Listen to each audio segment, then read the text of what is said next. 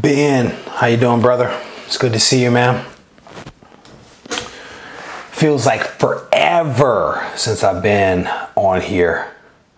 Tilt my camera back a little bit, see if we can get this angle right. There we go, that's better. Santiago, how you doing, brother?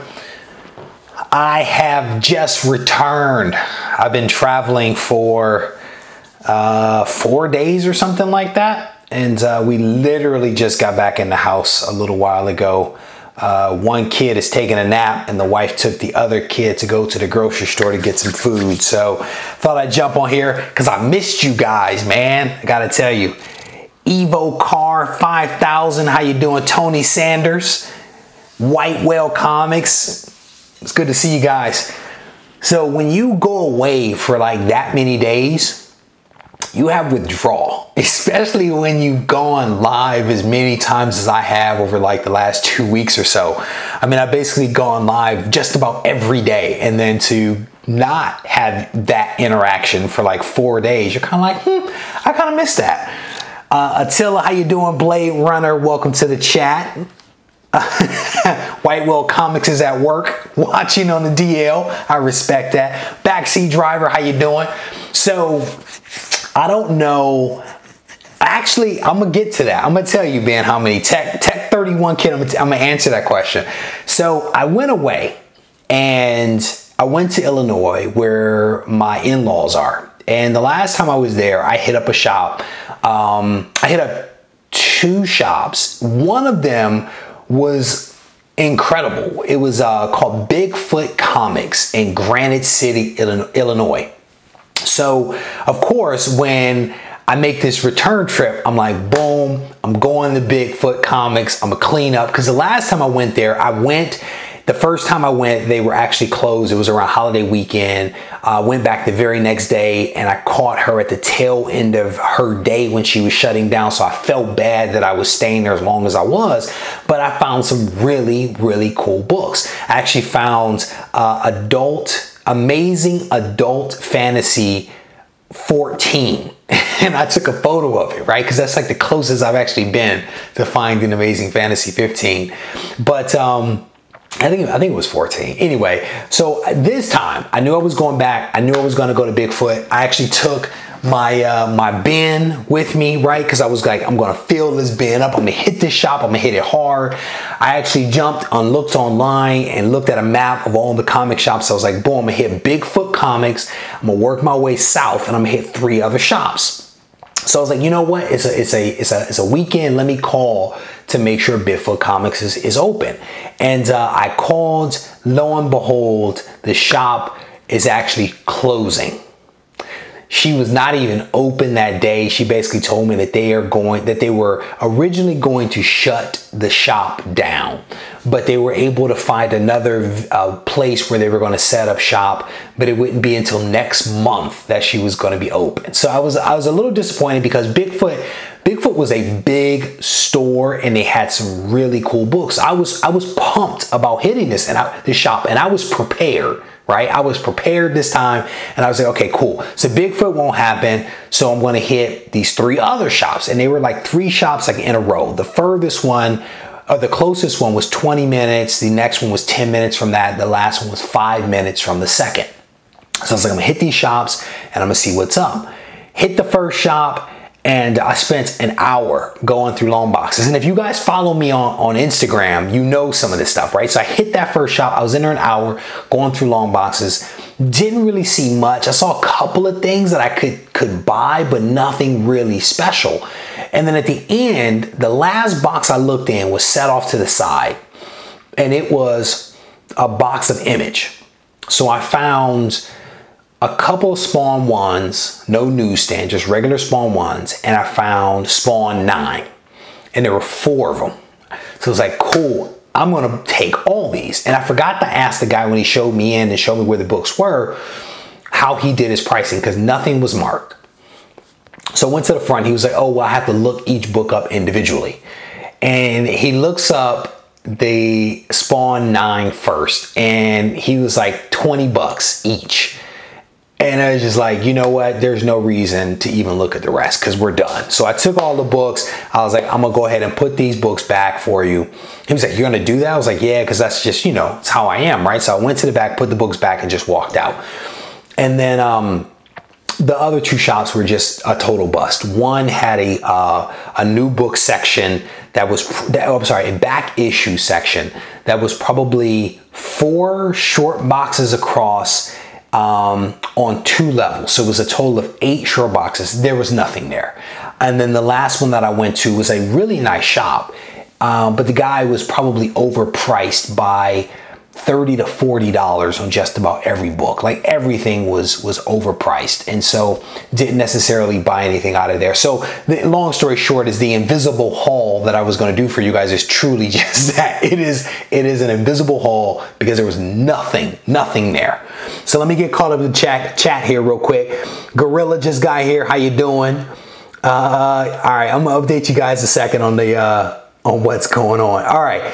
So yeah, Santiago, $20. Yes, exactly. Because Spawn #9 is not really, there's nothing happening there. But the guy wanted like $20 for these books when it's not really worth that. And to be honest with you, I already have Spawn 1. I already have Spawn 9. So I really was just buying them to buy them at that point, to be honest with you. And then he had Wolverine 50 because I didn't have that. And there was like one other, it was the X-Men 24 with Rogue and Gambit kissing on the cover. I think it was X-Men 24 or 23, something like that. Nothing special at all, but I ended up not buying anything just because I was just buying the books to buy them. So, and then I looked at there were 3 other shops that were close by. I looked at all 3 of those shops, looked at their reviews, I looked at the photos, and they were basically just the same as the other shops, right? So there were all these shops in the area, all of them were essentially a bust. I got on OfferUp, I got on Let Go, I got on Craigslist. There was really nothing to be had. And what makes matters worse, right? Because when you go out there and you hunt for things in strange places that you've never been before, you know, that's the excitement of it, is that sometimes you come up with some stuff, sometimes you don't, right? And I just had a major score just a week ago, so it's not that big of a deal. But what makes it worse is that I had an opportunity to get some low number ASMs, and I actually passed on them. I passed on them because I was hopeful that I was going to find some books out there in the wild that I could actually pick up, and I passed on some pretty solid ASM. So I'm a little disappointed in that. I mean, it was still probably the right decision to make because I could have just as easily purchased those ASM books and then found some really good books and just spent way too much money all at the same time. So I ended up not getting those books and came up dry on the other. So it all works out. Yeah, so Tony Sandy hates shops with no keys in the boxes. Yeah, brother, this one shop had keys and they were priced like gold keys. They were super expensive.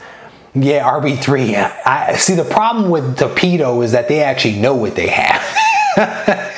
The problem with that is that they know exactly what they have. But to your last point there, they have some high prices. There you go. Like, I like to go to the hole in the wall shop where you can find some decent deals, you know? Like the one, and I'm not talking trash, but the last one in Granite City was not in like the best area. It wasn't the most affluent area. And so, but the owner was really, really nice, right? Super nice owner, very inviting, stayed open longer than she should because I was in the shop and she knew that I was going to buy something. In fact, I actually pulled a couple of books out of the bags and boards and actually took the tape off and stuck the tape on the table. And she came over and she was like, thank you so much for doing that. She was like, you'd be surprised how many people try to take the book out and snag it and rip the book or rip the color off the book. So super nice owner. My hope is that when I go back in a couple of months to visit family, I'll have an opportunity to hit their new location, wherever it is. Hopefully it's not too far away.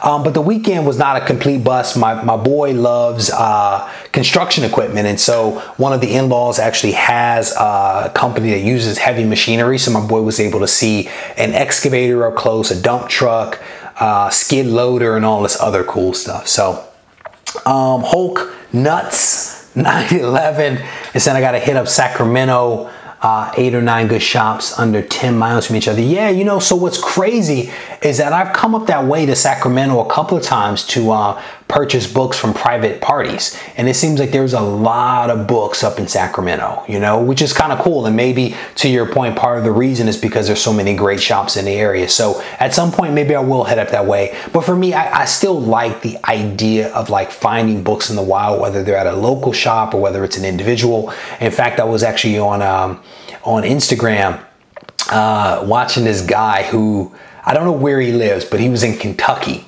and he picked up 2 major collections in Kentucky.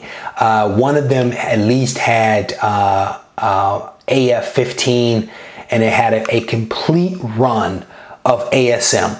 It had a complete run of ASM from 1 to 801, along with a host of other stuff. And while the guy was there in Kentucky, actually picked up a second collection. It was Rob. There you go, Rob from Las Vegas. He picked up 2 solid collections in Kentucky, and I don't even know how much the guy spent. I can only imagine. And the last post that I read as I was landing, or no, as we were coming in, the last post I read before jumping in the car was he said that he actually took the guy's bins. I guess the guy had some bookshelves or bookcases, if you will, with drawers for his books. He actually loaded those up, I guess, on a U-Haul, and he's driving it on back. Yeah, I did see that. The guy worked for Torpedo back in the day, and I guess he's like out on his own. So yeah, that's good stuff, because what he picked up just from the photos that he posted over the course of the weekend were incredible.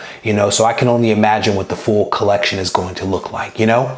So to answer the question that you guys were having is because I knew I was going to go out of town, and because I was hopeful that I was going to find some things. I knew that I had just picked up all those early ASM books that you guys have probably seen. I actually didn't buy anything. I didn't buy a single thing online. So when I got home, there was literally one thing waiting for me. And this sad little thing took forever to get here because the guy actually shipped it via media mail. And it took forever. You can kind of see the box is a little beat up. I am not a fan of media mail because it takes forever to come. And I think the longer something is in transit, in my opinion, the more beat up that thing will become by the time it actually arrives.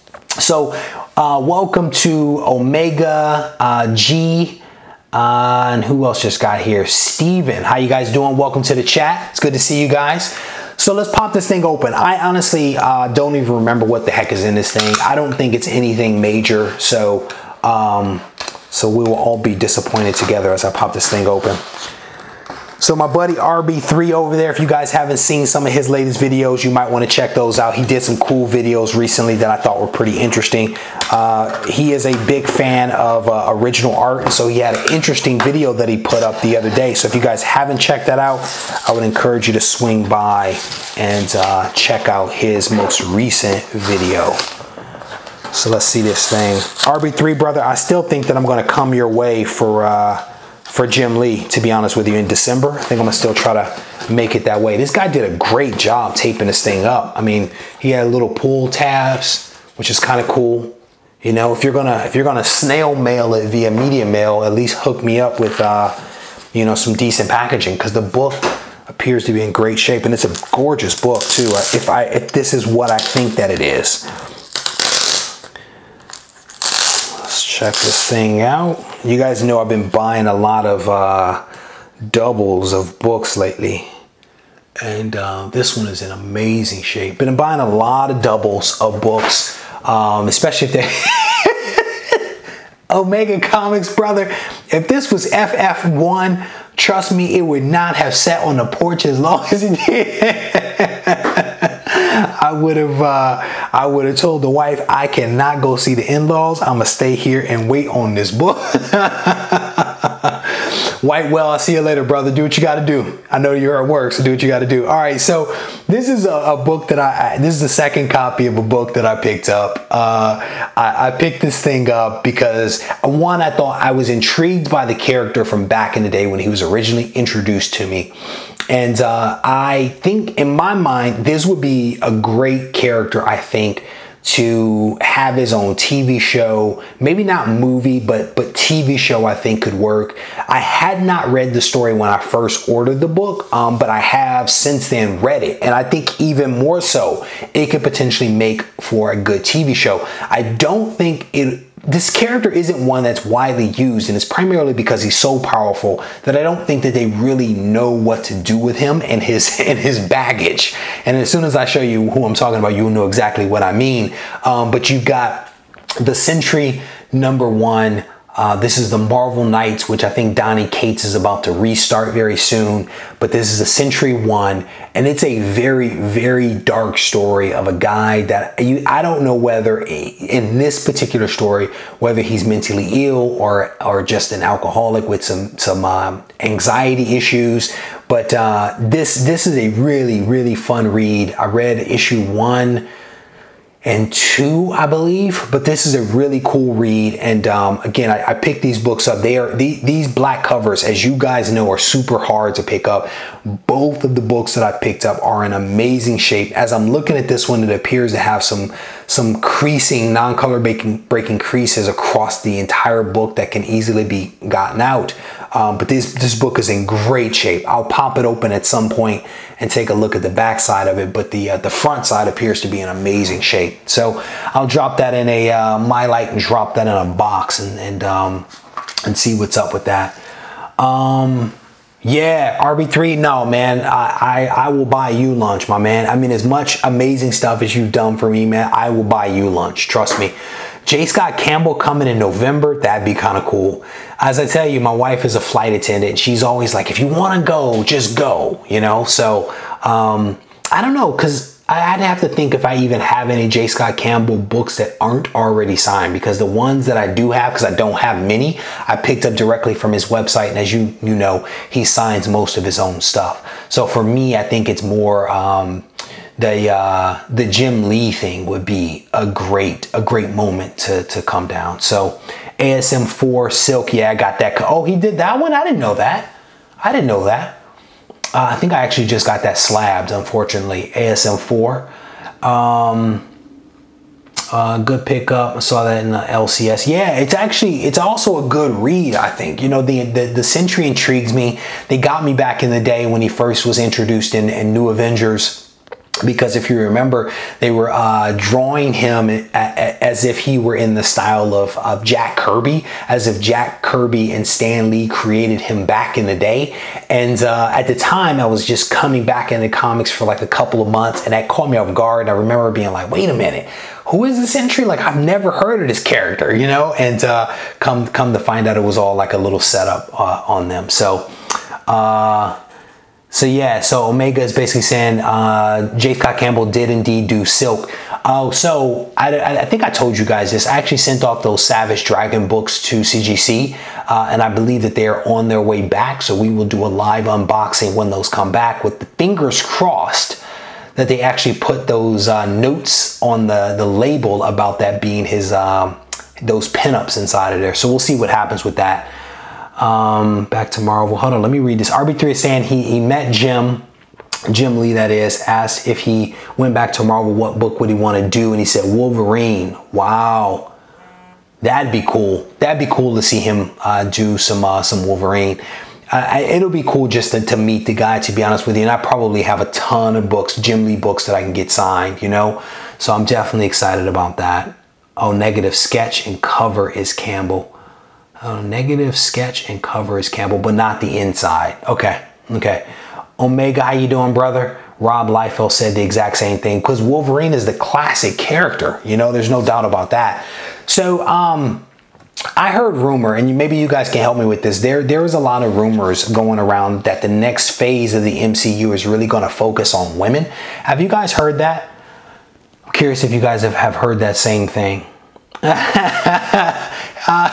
G is saying come back to the mitten so we can hit all the shops up. If you guys don't know what the mitten is, man, when I was a kid,